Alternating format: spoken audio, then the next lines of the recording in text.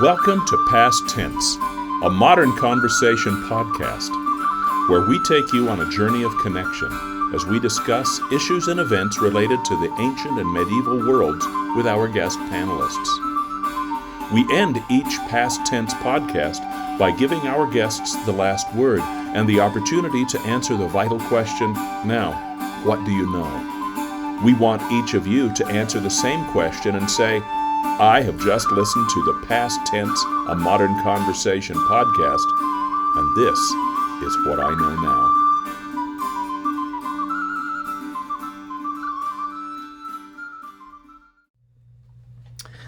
Welcome to Past Tense, a Modern Conversation. We're excited to have another edition of our podcast featuring ancient Rome.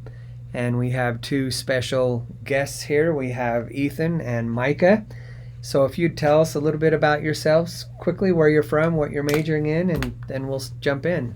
I can go first. Hi, my name is Ethan Rich. I moved here from Ohio College, and I'm planning on getting a career in writing, which is a humanities subject. Awesome. And Micah? Yep, I'm Micah. I'm from Bountiful, Utah.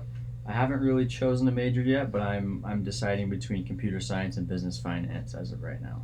Okay. All right. Thank you so much. All right. We'll jump right in. Go ahead, Micah. Okay. Here we are, Professor Flora. Welcome to Roman times. How far back did we go?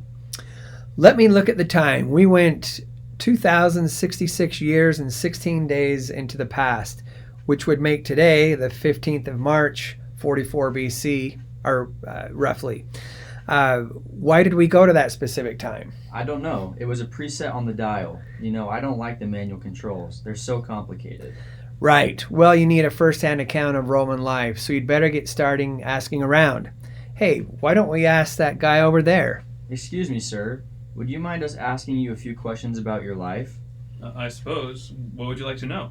We're from a time thousands of years in the future. We want to get a more thorough understanding of Roman culture. What's your name? I don't know what you're talking about, but I am Gaius Julius Caesar, ruler of the Roman people. Wow, really? This is super lucky.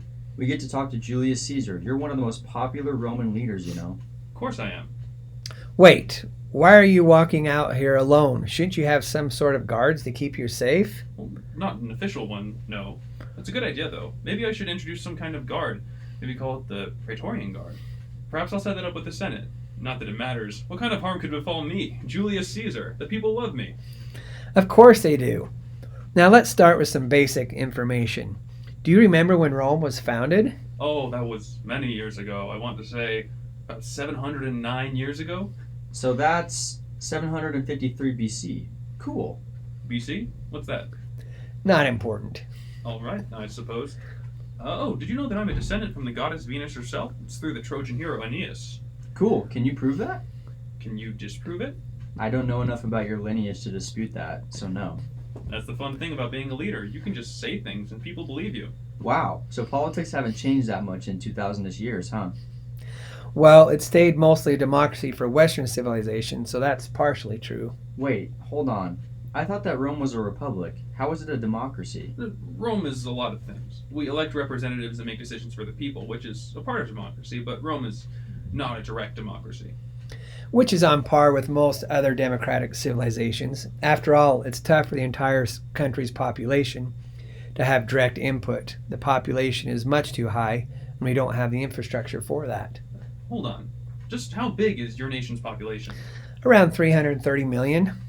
Liar. At most, the Roman people's number could not surpass 4 or 5 million at this time. Has it occurred to you that different places and times could have different quality of life? I don't care about what's changed. Tell me something related to my life. Well, we developed your aqueducts into indoor plumbing, which uses pipes to push water along to let us drink and clean. And we kept your calendar for the most part. We still have 12 months in the year, and July is still named after you. You're still measuring using the solar year, the one I introduced a year ago? With leap years included. Wait, did you come up with the idea of leap year? Well, I ordered it to happen, so I might as well have. The calendar is named after me, after all. Wow, who would have thought that the emperor would have an ego? The what? Julius Caesar was not considered an emperor, not officially at least. He was commonly thought of more of as a dictator. What's the difference? Emperors and kings are normally inheritors of political power, or they have a passive or diplomatic reason to rule.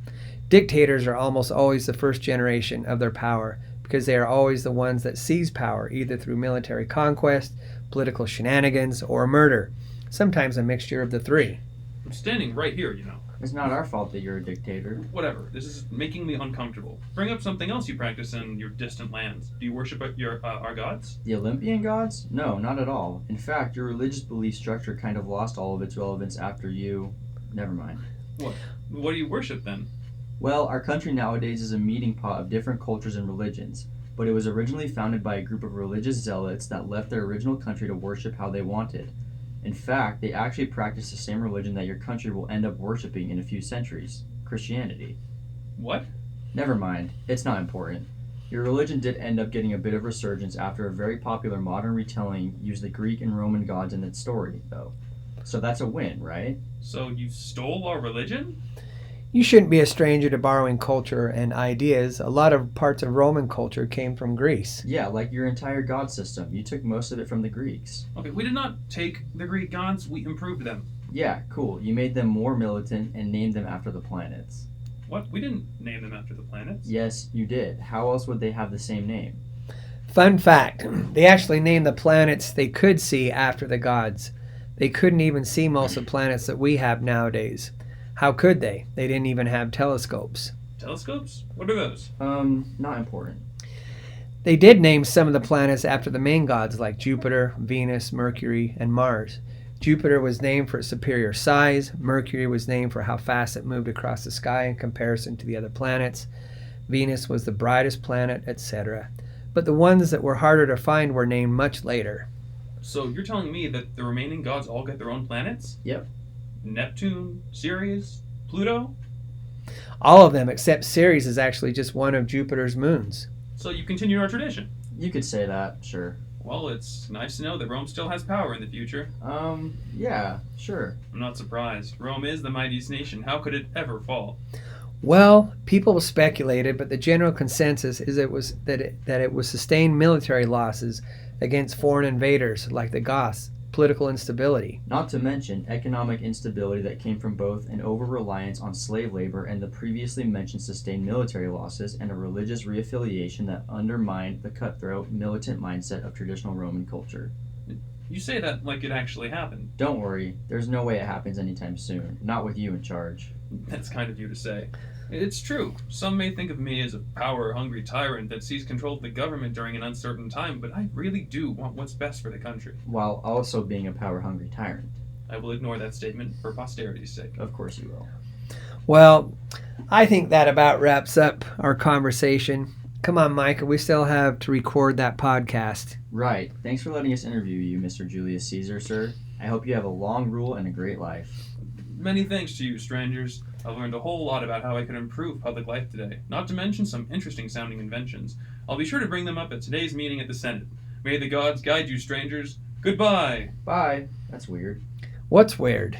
I mean, according to time laws, shouldn't this have catastrophic effects on the timeline of the universe or something? How are we still existing right now? That is strange, except... Except what?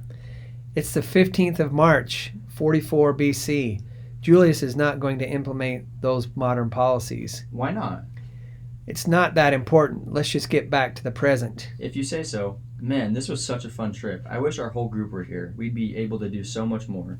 You probably would, but we shouldn't forget what the most important part of this excursion was. Why? What is it?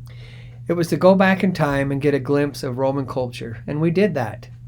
You're right. Even if it wasn't perfect, I'm glad that we got to do this at all.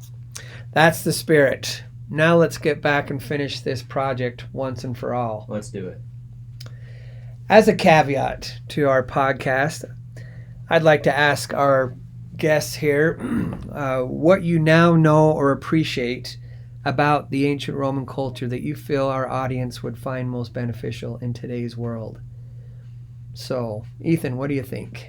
Well, while going through the research that we were doing on it, I was trying to find things that I could relate into a regular conversation, and the stuff about, especially when they're talking to Julius about the aqueducts and turning into plumbing, and also the political systems.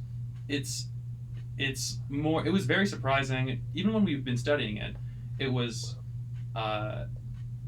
interesting to realize just how much of the stuff that we do can be traced back to, and a lot of like practices and philosophies can be traced back to like Roman times. Okay. Awesome. Yeah, I think the most interesting thing for me, when me and Ethan were talking about the script and the podcast, one of my ideas that I wanted to implement was about the, I guess, cultural robbery, not essentially a robbery, but borrowing of ideas and gods. And I think I'm interested in knowing and learning about how the gods and the religion of Rome was influenced heavily by the Greek. Mm-hmm. And that was thanks to the Appian Way and their road system, being able to travel and whatnot. And that can apply, I guess, to anyone today, to just go out there, search different knowledge, cultures, ideas, and then you can make decisions from that. I like how everything is all related together. Like the Romans took stuff from the Greeks, and we're taking stuff from the Romans. And I imagine if there's like a different civilization, which I don't think is going to happen, but if there is, they're probably going to take a lot of parts from ours and apply it in there. That's just kind of like it's a very interesting part of just history and the future. Well, and we think of the term today, right? Cultural appropriation, right? It's a huge term, and we're all borrowing bits and pieces from other ideas and cultures and so forth. So it's not anything new. So, okay, thank you for your time. We'll sign off. Thanks. Thank you.